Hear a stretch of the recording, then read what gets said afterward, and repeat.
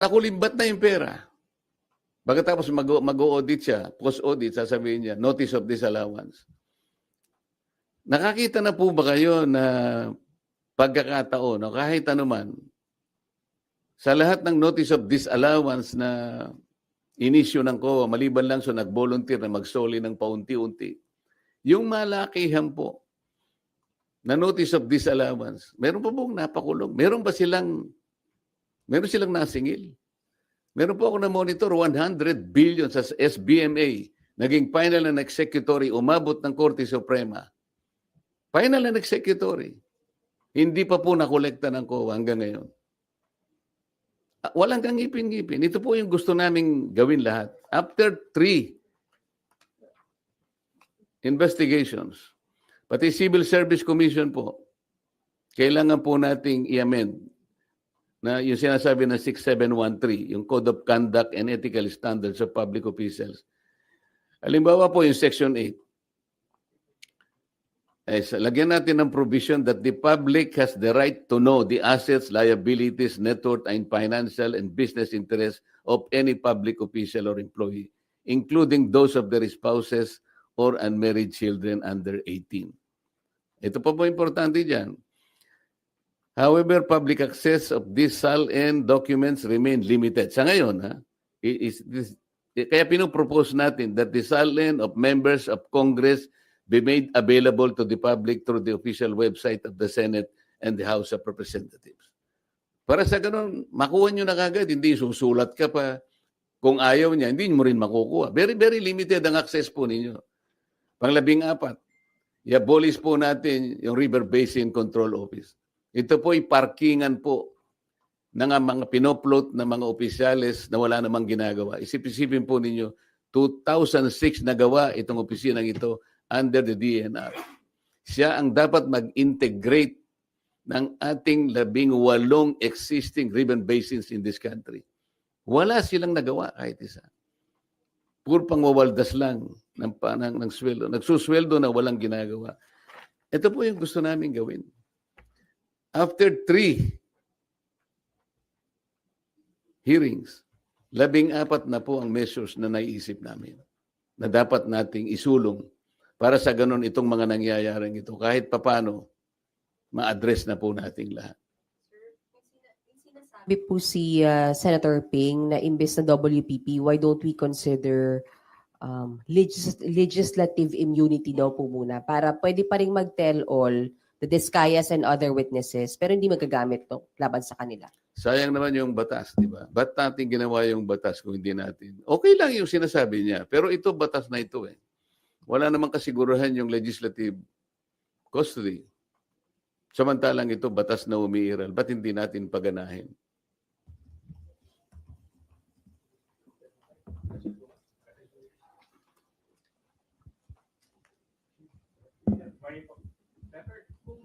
Nabanggit niyo po kanina na hindi na po saklaw ninyo trabaho yung pag-determine kung nagsasabi ng totoo o hindi yung witness. Then bakit po na contempt si Bryce Hernandez tsaka yung iba pang witness before? Hindi nagsasabi ng totoo. Kasi yung kay Bryce Hernandez, meron kaming dokumento na binigay mismo ng Okada. Yung ipinatalo niyang pera, napakarami. Merong 14 million, merong 15 million. Tapos meron siyang ginagamit na isang ID na inisyu ng LTO. Litrato niya pero ibang pangalan. So, sinasabi namin, hindi ba ikaw ito? Ito yung ipinanalo mo, ito yung pinatalo mo eh. Wala po akong alam dyan. Hindi ko po pera yan. Kapag ako po yung naglalaro, ang nagbibigay po ng pera yung boss ko, yung Alcantara. Ito yung pambabastos na sa harap namin. Nandito na yung katwiran eh. Yung kay Diskaya, lumabas siyang mag-isa. Hindi ko anticipated kung ano yung nilalaman ng kanyang ano eh. I have no right to judge. Sabi ko nga sa inyo, pag natapos na lahat ng investigasyon, isa yun, maring iba pa ang lilitaw. Sa korte na po, gagamitin po lahat yun. And the court is the proper place para i-determine po yung veracity or otherwise nung kanyang paglalahad. So, what do you make of the allegation of Bryce Hernandez na may mga senador na tumanggap din po ng kickback from the flood control projects? Ang pagkakaiba kasi, ako ayokong i-judge din yun. Ano? Ang sasabihin ko lang sa inyo, nung lumabas yung mag-asawang Diskaya, it was in response doon sa aking ipinload nung second hearing na kayo po, tulungan nyo kami. Baka gusto nyo magsabi na ng totoo, ang may papangako namin sa inyo, merong tayong batas na maaaring mag-cover sa inyo. You take advantage of this. Isipin po ninyo kako sapagkat maaaring maharap kayo sa plunder kung sakasakaling dumating ang panahon, ito po yung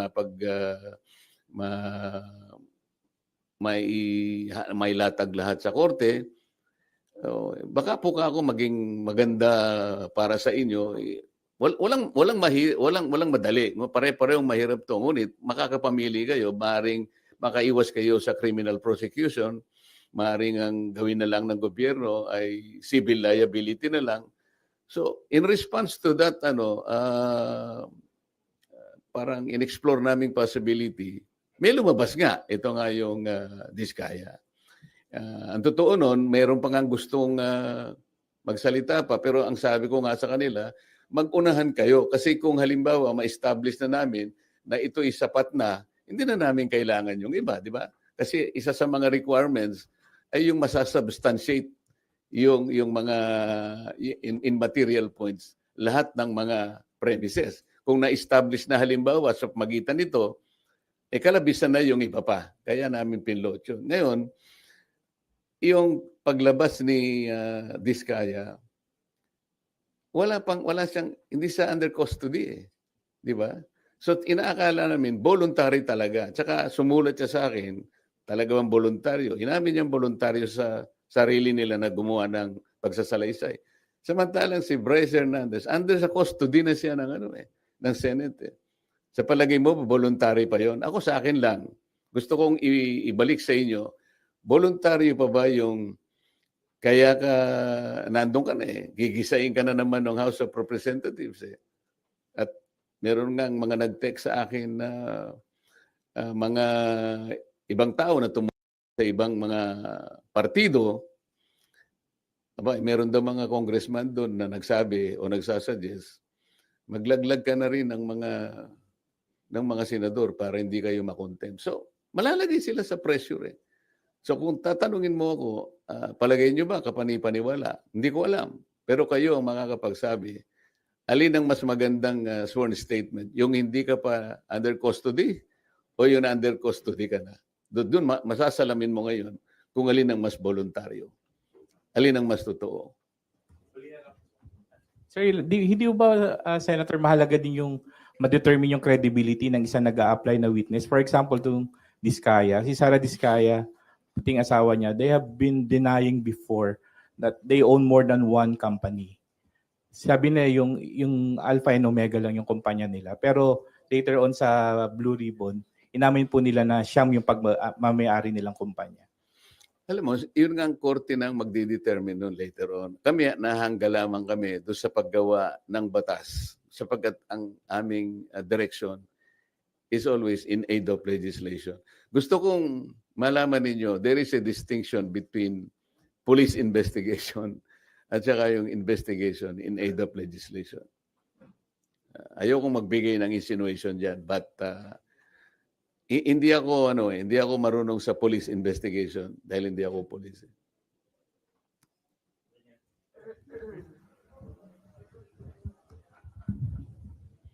Hi sir, Daniel po from PTV4. Sir, ano po yung any thoughts lang siguro or nilook forward nyo doon sa tinayo po na Independent Commission for Infrastructure? Ateneo, ano yun? Independent Commission po. Yung ICI? Wala naman akong... baka sakaling makatulong naman yon, bakit hindi? Ang gusto ko lang sanang makita ninyo, lalo na kayong mga members ng media, kailangan mag-fit sila doon sa tinatawag na Independent Commission. Sino yung magiging opisyal na hihirangin na magko-compose ng independent commission. How independent can they be? Yung probity na hinahanap, wala ba silang kulay politika? Sila ba ay magpapahayag na kahit kailan hindi sila tatakbo sa opisinang pampolitika? Para sa ganun ay yung gagawin nila ay talagang independent of anything. Para paniwalaan. Kasi yun ang importante, kailangan paniwalaan. Pagkatapos, are they competent na makita ito? Gaano katagal? Kasi ang pinag-uusapan natin, kailangan matigil na kagad ito. Kung ang pag-uusapan natin ay yung ilang taon pa atras, baka mamaya makonsume na tayo lahat. Hindi ba dapat merong immediate na gagawin dito? Kaya ngayong sa amin, in aid of legislation, kailangang mailatag kaagad. Yung mga batas na kailangan, ma-address natin kaagad. Lamang, ang problema kapag ka-legislation, medyo matagal nga rin. Pero pagsikapan po natin, nabilisan, mapast-track natin, given the extent and magnitude of the problem ahead of us. Hi, Sen. In relation to his question po, sabi ni Senate Minority Leader Alan Cayetano po, magkakaroon daw po ng meeting ang Minority Bloc regarding po dyan sa pag-support po sa Independent Commission. At sabi po ni Senator Alan, susuportahan lang daw po yun kung, wait lang, yung mga tinalagang miyembro ay malaya sa impluensya ng politika at malalaking negosyo. Kayo po, Sen, would you support the creation po ng Independent Commission for Infrastructure?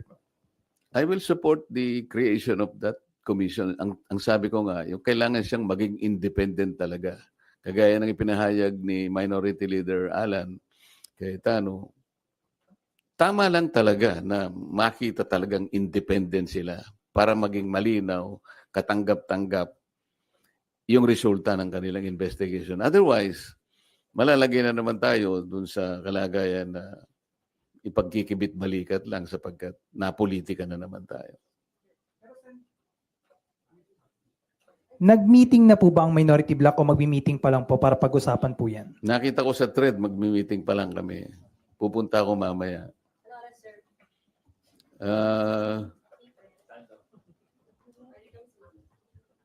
Parang lunch yata.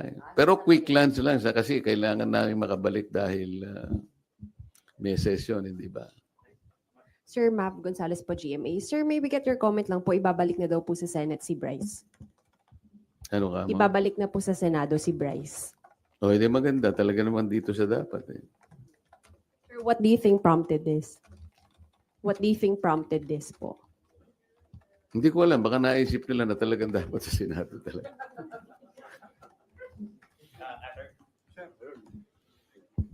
Sir, good morning po. Asher Kadapan Jr. from UNTV. Sir, tanong lang, ano po yung recommendation na dapat na maging direction po ng Blue Ribbon Committee investigating the anomalous flood control project? Nakausap niyo na po ba si Senator Ping about it? Ano yung huling tanong mo? Nakausap niyo na po si Senator Lacson about it? Direction po lang. Kailangan ba kaming mag-usap? Kasi sila nga yung nagsasabi na mali daw ang direction ko. Baka sila yung tama yung direction. Tingnan na lang natin, di ba? Hindi ko kasi alam kung bakit sinabi ni SP Soto na tingin namin mali yung direction. Marami raw dissatisfied sa mga kasama namin. Sino kaya yung kasama namin dissatisfied? Baka si House Speaker Romualdez lang ang dissatisfied doon sa paraan ng aming pag-imbestiga. Sabi ko nga sa inyo, committee investigation is not police investigation. Hindi yung nag-iimbestiga na pagkatapos meron pang separate investigation. Sa aking palagay ay hindi sana nangyari yon. Merong lugar dito, meron sa Arayat, meron sa Nauhan, Mindoro, meron sa ganito. Bakit pa isa-isang ganon? Ano ba yun? Meron ng Blue Ribbon Committee. Ba't kinakailangan magsagawa pa ng individual investigation ng bawat isa sa amin? Meron naman kaming Blue Ribbon. What does that suggest to you? Kasi sa House of Representatives na kung saan nagtagal ako, Pagka yung isang subject matter tinetake up na sa committee, wala nang nagpe-privilege speech. At least sa House of Representatives.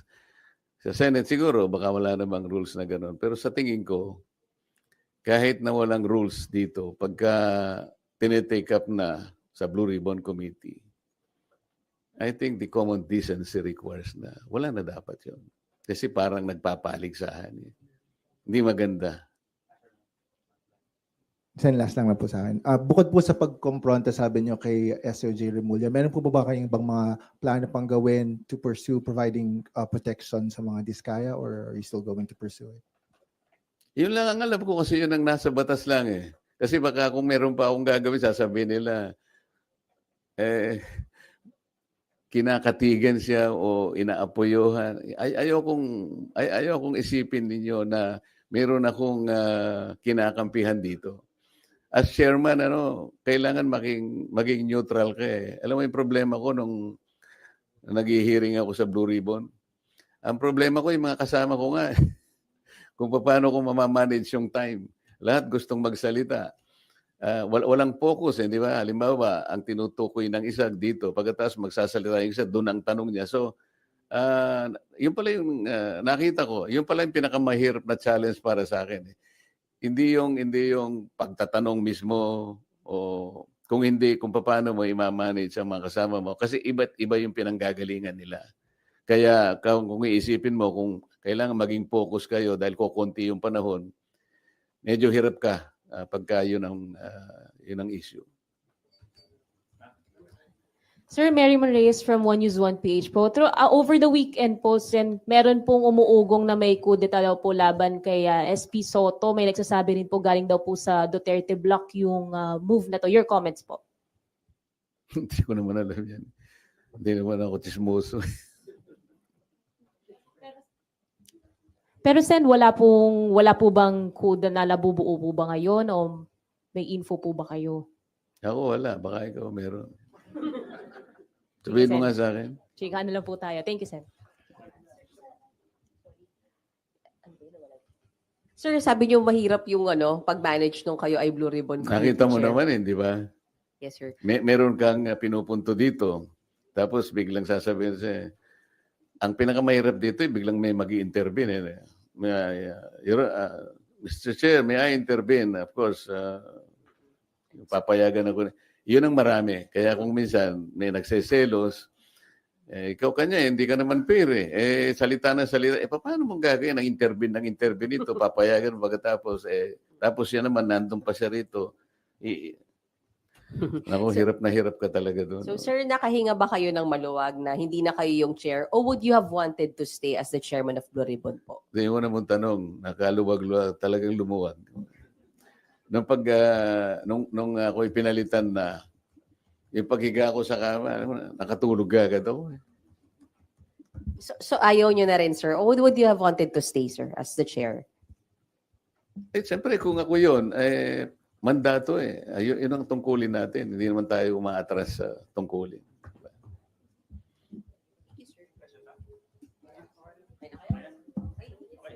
Okay, salamat sa inyong lahat. Hanggang sa susunod na pagkakataon. Ikaw, magbalita sa akin.